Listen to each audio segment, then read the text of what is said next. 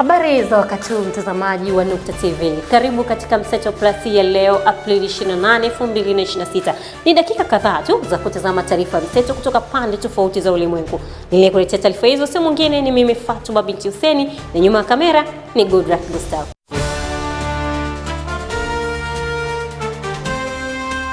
Serikali ya Tanzania imekanusha taarifa zinazosambaa mitandaoni zikidai kwamba raia wa Tanzania wanashambuliwa nchini Afrika Kusini, ikieleza picha na video zinazotumika ni za miaka ya nyuma na si matukio ya hivi karibuni, bali yametumiwa ili kupotosha umma. Taarifa ya ubalozi wa Tanzania nchini Afrika Kusini iliyotolewa leo Aprili 28, 2026 na Balozi James Bwana inafafanua kuwa video hiyo ni ya miaka ya nyuma na imehaririwa upya ili kueneza taharuki na kupotosha umma kuhusu hali ya usalama wa Tanzania nchini humo. Mathalan, video ambayo imeonekana ikitembea sana katika mitandao ya kijamii kwa siku ya jana na juzi ni tukio ambalo lilimuhusu Mtanzania mmoja katika mji wa Cape Town mwaka 2023.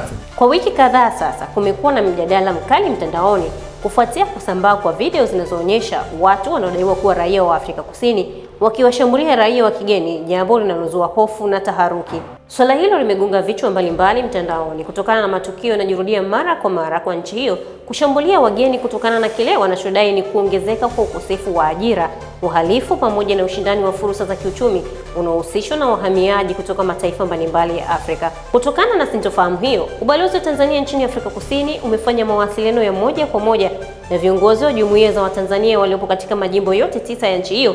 Kupitia mazungumzo hayo, imebaini kuwa hakuna Mtanzania yoyote aliyeshambuliwa au kudhurika kutokana na vurugu zinazoendelea dhidi ya wahamiaji.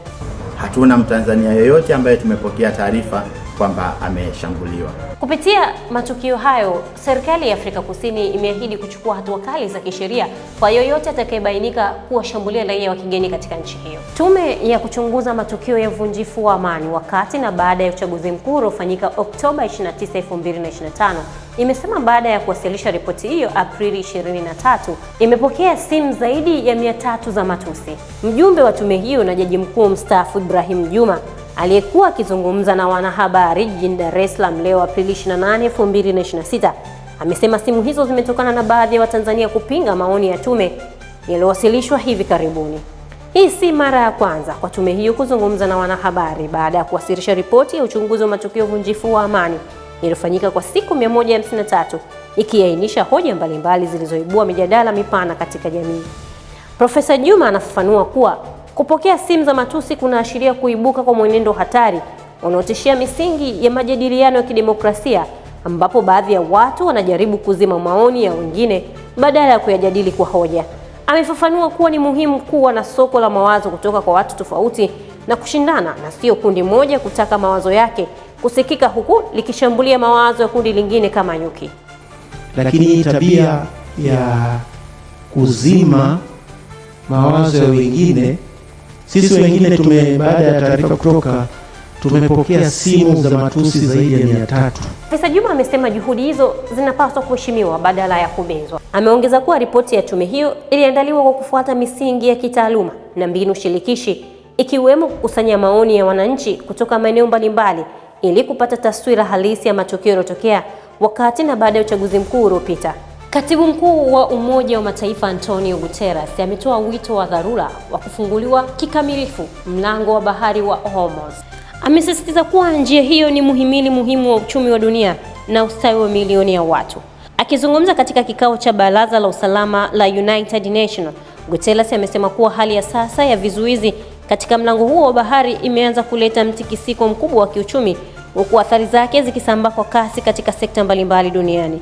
Mlango wa bahari wa Hormuz ni moja ya njia muhimu zaidi za usafirishaji wa mafuta ya gesi duniani, ukihudumia sehemu kubwa ya biashara ya nishati kutoka Mashariki ya Kati kwenda masoko ya kimataifa. Hivyo mvutano wowote au vizuizi katika eneo hilo huathiri moja kwa moja upatikanaji wa bei za bidhaa hizo muhimu. Katika hotuba yake, Guterres amesisitiza umuhimu wa kuruhusu meli kupita bila vikwazo au ushuru usio wa lazima, akieleza kuwa hatua hiyo ni muhimu katika kurejesha utulivu wa masoko ya kimataifa na kuzuia kupanda kwa gharama za maisha kwa wananchi wa kawaida. Wito huo umekuja wakati ambapo bei ya mafuta imeanza kupanda tena. Kwa wiki hii, takriban 3% imeongezeka kwa bei ya mafuta. Ongezeko hilo linaonekana kuwa matokeo ya moja kwa moja ya mvutano unaoendelea katika eneo la Ghuba ya Uajemi, jambo linaloongeza presha kwa mataifa yanayotegemea uagizaji wa mafuta.